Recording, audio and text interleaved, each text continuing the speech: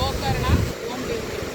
ಗೋಕರ್ಣ ಅನ್ನುವಂಥ ಊರು ಅಘನಾಶಿನಿ ಮತ್ತು ಗಂಗಾವಳಿ ಅನ್ನುವಂಥ ಎರಡು ನದಿಗಳು ಸೇರುವಂಥ ಒಂದು ಸ್ಥಳದಲ್ಲಿ ನಿಂತಿದೆ. ಭೌಗೋಳಿಕವಾಗಿ ನಾವು ಹೇಳೋದಾದರೆ ಇದು ಕರ್ನಾಟಕದ ಉತ್ತರ ಕನ್ನಡ ಜಿಲ್ಲೆಯಲ್ಲಿ ಇರುವಂತಹ ಒಂದು ಸ್ಥಳ.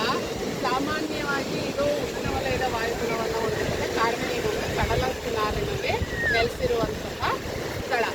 ಅದರ ಜೊತೆಗೆ ಇಲ್ಲಿಯ ವೈಶಿಷ್ಟ್ಯತೆ ಏನು ಅಂದರೆ ಹಲವಾರು ಪ್ರದೇಶಗಳು ಮತ್ತು ಕರಾವಳಿ ಪ್ರದೇಶಗಳಿದೆ. ಅದರಲ್ಲಿ ಒಂದು ಹೋಮ್ ಬೀಚ್, ಇದು ಬಹಳ ಪ್ರಸಿದ್ಧವಾಗಿರುವಂಥದ್ದು. ಇದಲ್ಲದೆ ಹಾಫ್ ಮೂನ್ ಬೀಚ್, ಕುಬ್ಲಾ ಬೀಚ್ ಅನ್ನುವಂಥದ್ದು ಬೇರೆ ಬೇರೆ ಬೀಚ್ಗಳು ನಮಗೆ ಕಾಣೋದಕ್ಕೆ ಸಿಗುತ್ತೆ. ಇನ್ನು ಪೌರಾಣಿಕವಾಗಿ ಇದನ್ನು ನಾವು ನೋಡೋದಾದರೆ ಗೋಕರ್ಣ ಅಂತ ಹೇಳಿ ಕರಿತೀವಿ. ಅದಕ್ಕೆ ಕಾರಣ ಏನು ಅಂದರೆ ಈ ಊರು ಗೋವಿನ ಕಿವಿಯಿಂದ ಅಂದರೆ ಹಸುವಿನ ಕಿವಿಯಿಂದ ಉದ್ಭವ ಆದಂಥ ಶಿವನ ರೂಪದಲ್ಲಿ ನೆಲೆಸಿರುವಂತಹ ಒಂದು ಸ್ಥಳ ಅನ್ನುವಂಥದ್ದು ಪೌರಾಣಿಕ ಐತಿಹ್ಯ. ಅದ್ರ ಜೊತೆಗೆ ಇನ್ನೂ ಒಂದು ಪೌರಾಣಿಕವಾಗಿ ಏನು ಹೇಳೋದು ಅಂದರೆ ಶಿವನನ್ನು ಕೈಲಾಸದಲ್ಲಿ ತಪಸ್ಸು ಮಾಡಿದಂಥ ರಾವಣ ನಿನ್ನ ಆತ್ಮಲಿಂಗ ಬೇಕು ಅಂತ ಹೇಳಿ ತಗೊಂಡು ಬಂದಿರ್ತಾನೆ.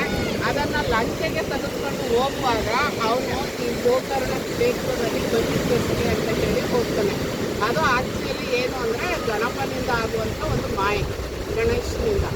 ಆತ ಹೊರಗಡೆ ಬಹಿರ್ದೇಶಕ್ಕೆ ಹೋಗಬೇಕು ಅಂತ ಹೇಳಿದಾಗ ಆ ಲಿಂಗವನ್ನು ಅವನು ಇಲ್ಲಿ ಇಡಬೇಕಾಗುತ್ತೆ. ಆ ರೀತಿ ಒಂದು ಪ್ಲ್ಯಾನನ್ನು ಗಣೇಶ ಮಾಡಿರ್ತಾನೆ.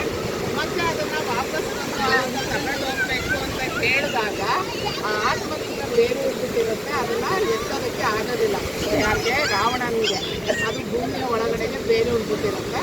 ಆಗ ಅದನ್ನು ಕೀಳೋದಕ್ಕೆ ಅಂತ ಬಹಳ ಪ್ರಯತ್ನ ಪಡ್ತಾನೆ. ಅವನಿಗೆ ಆಗೋದಿಲ್ಲ. ಕಾರಣ ಏನು ಅಂತ ಹೇಳಿದರೆ ಶಿವ ಮಹಾಬಲನ ರೂಪದಲ್ಲಿ ಇಲ್ಲಿ ಸ್ಥಾಪನೆಗೊಂಡಿರ್ತಾರೆ.